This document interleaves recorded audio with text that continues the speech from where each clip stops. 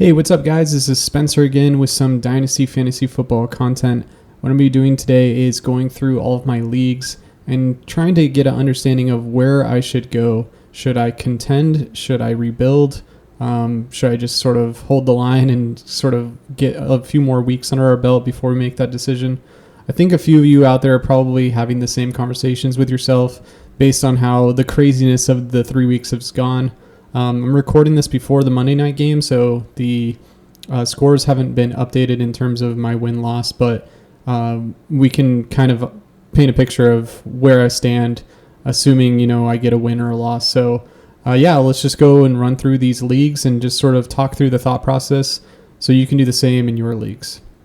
So the first one I have here is We Love Dynasty. By the way, my name is Slurpee here on Sleeper, so I'm Team Slurpee. I won this week. This is a rebuilder I was facing, so it's kind of like a bye week. But the thing that I'm looking at here is how did I do in terms of points for, or projected points for, versus the rest of the league. So you can kind of see I'm supposed to score about 176, and looking at the rest of the league, that would be good for most of the league in terms of if I played other teams. I would probably get beat by this team and this team here, so maybe like third best. So being 2-1, because I'm going to get this win, and scoring, roughly the third best in the league, I would say this is probably a solid team and has a chance at contending. And you can see down here in terms of points for, I'm still like third best points for, so I'm definitely in the contending range. So I wouldn't be looking to sell off my team. I would be actually looking to sell off picks.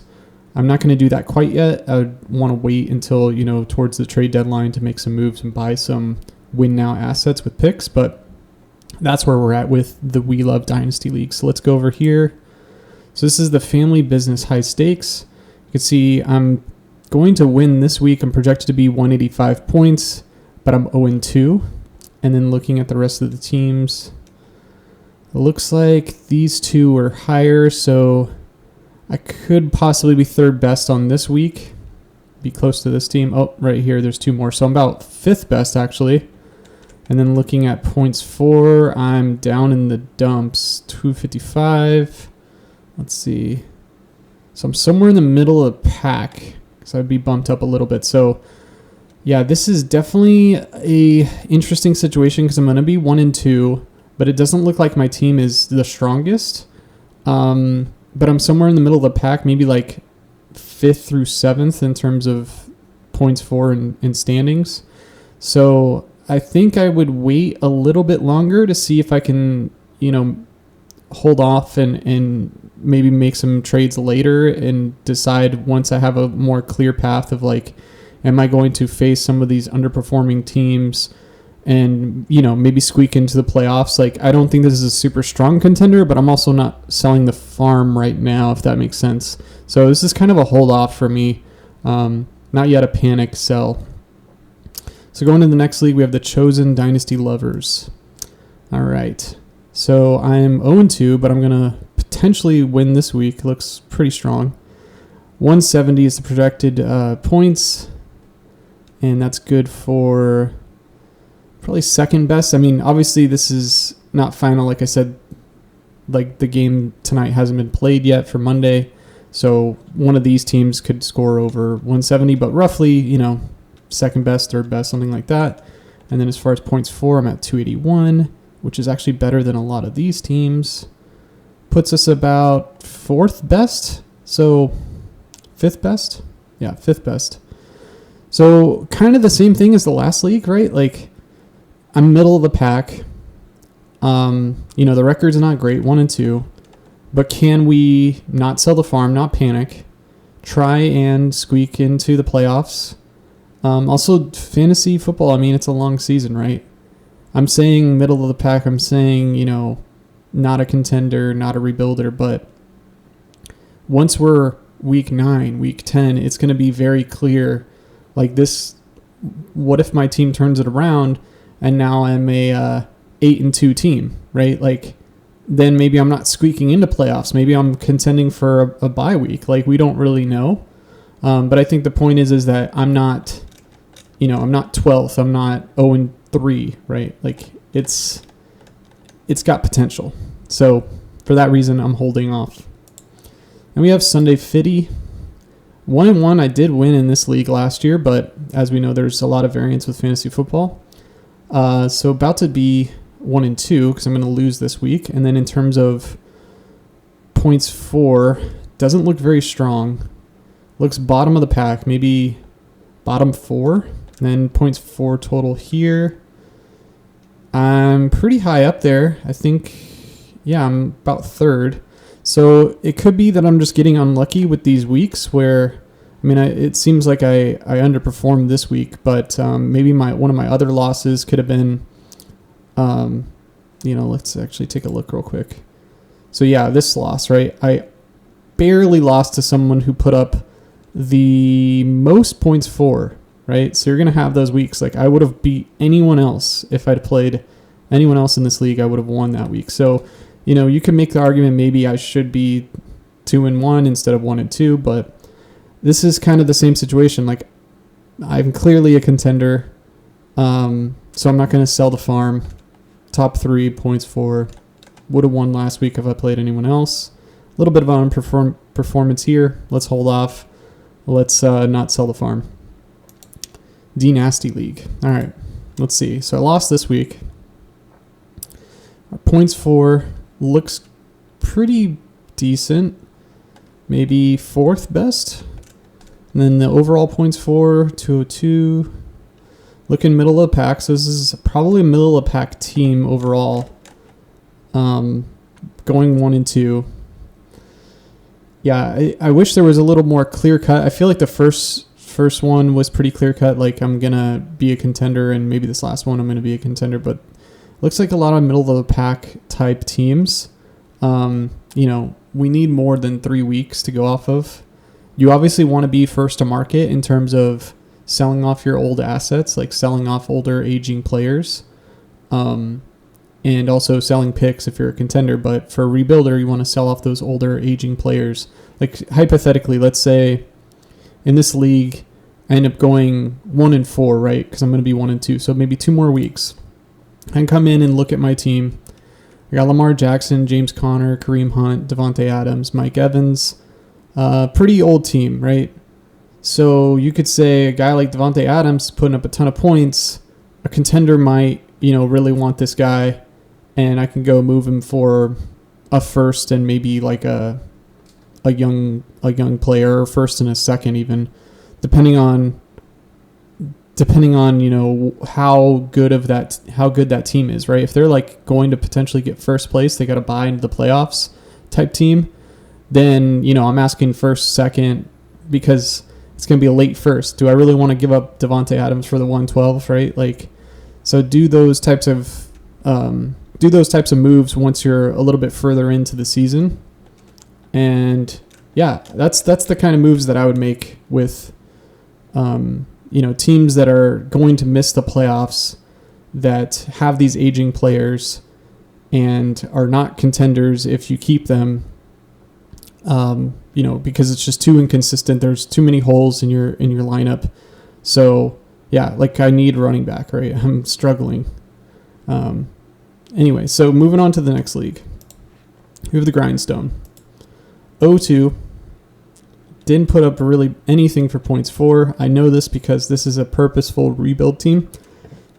Excuse me. So I'm last in points for as designed. You can actually see on my taxi, I had Devon Achane and Josh Downs. The reason being is I'm not trying to compete. I'm not trying to put points for. If I had Achane on my bench or in my lineup, it would have counted to my total points for. So by keeping him in my taxi squad, it saved me, these points for towards my total, which helps me rebuild. And then same with, you can see like draft picks that I have, a bunch of firsts, a bunch of seconds, sold off. Like I said, I've been saying the same thing. Sold the farm. I sold the farm this league. So my sort of core team is pretty mid. I have Breece Hall underperforming. Deshaun Watson, no other quarterback to speak of. I sold off Joe Burrow, Jamar Chase. So that's how I got a ton of firsts, a ton of capital. yeah, and I was willing to make that call early because it was very clear based off of last year's performance, and then coming into this year, there wasn't really a reason to wait. Like, I just wasn't putting up the points for. So if you look at like week 2 matchup, so let's look at week 2 matchup. So, I'm putting up 101. Week 1, I'm putting up 77. Like, it's not good stuff, right? And we can see in the league, 101 would have been last, and 77 is last, right? So I'm already putting last place numbers week to week. And yeah, I think Joe Burrow and Jamar Chase is a really ballsy play. Some people might be like, why sell off of, why sell low? Why move off of these guys? They're stars, they're studs, this and that. And I think that I sold at the right time where, Joe Burrow news wasn't like really solidified. Like, we don't really know how the injury is going to take hold. Like, I think it feels a bit different from the previous years where, the Bengals started slow and Joe Burrow wasn't really like looking completely in form because he had like the appendicitis or whatever. But I think it's a little different. Like, the calf injury is a little more concerning because it's like very pivotal for a quarterback with like planting his legs and throwing the ball and scrambling and stuff. So it's a potential that he doesn't even play tonight. Like, let's look at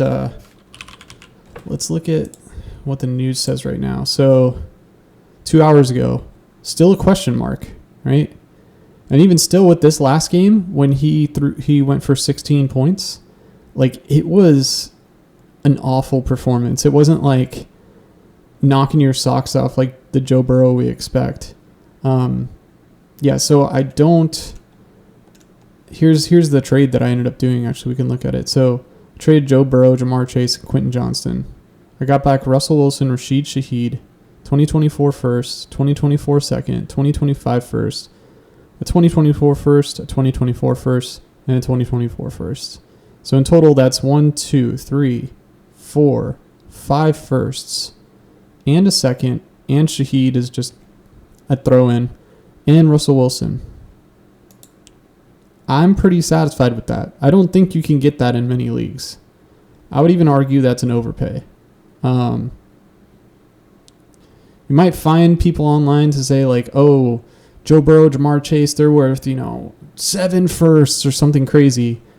I mean, I just went and got moved off of them for 1, 2, 3, 4, 5 firsts and a second.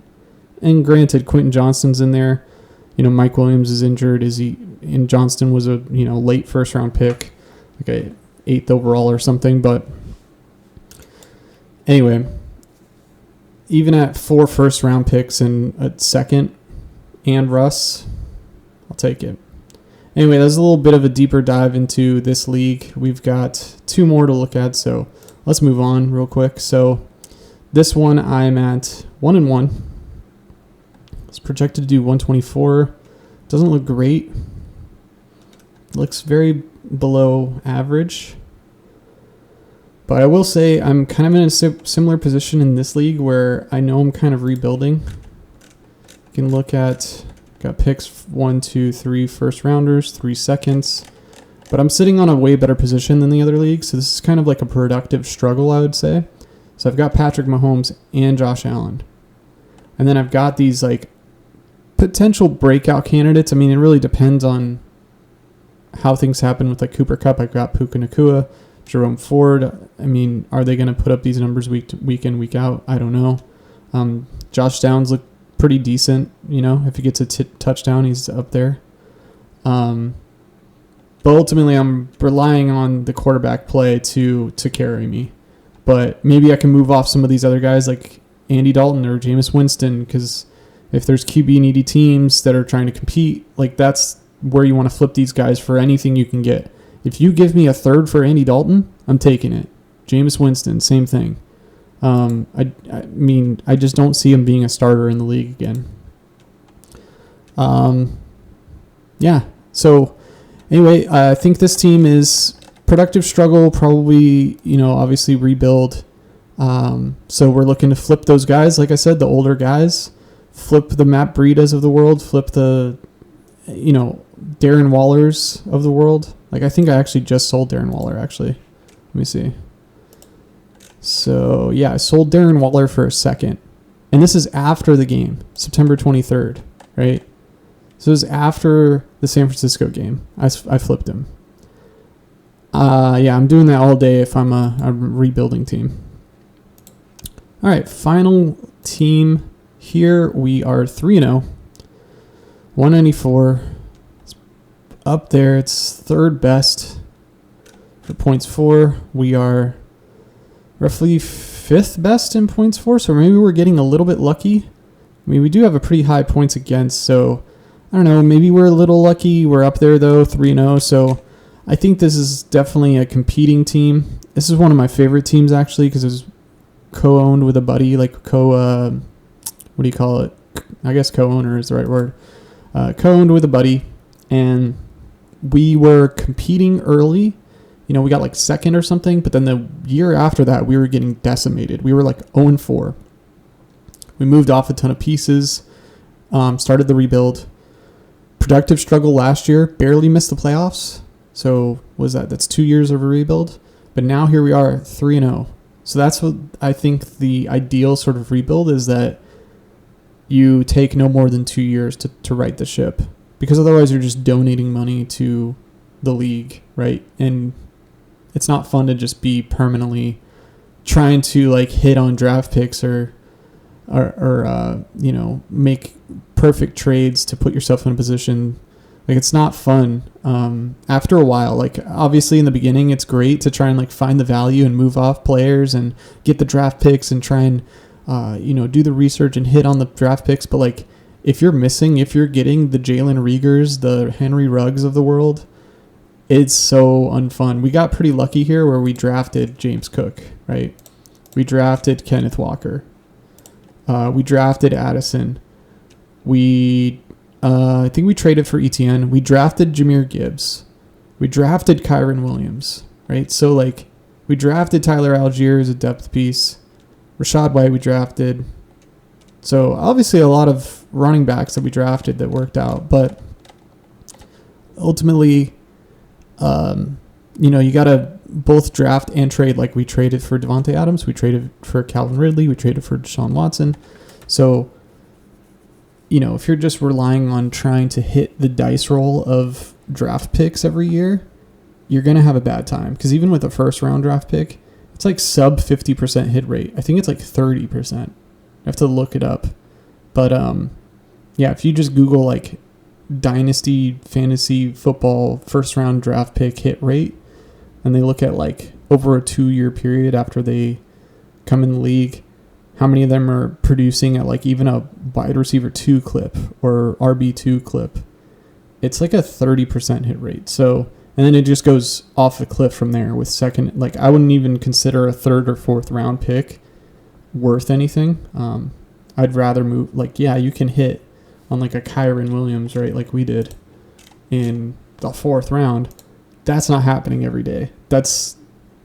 You can go and look at your past drafts and see how many names are still viable, 2 years later, even a year in.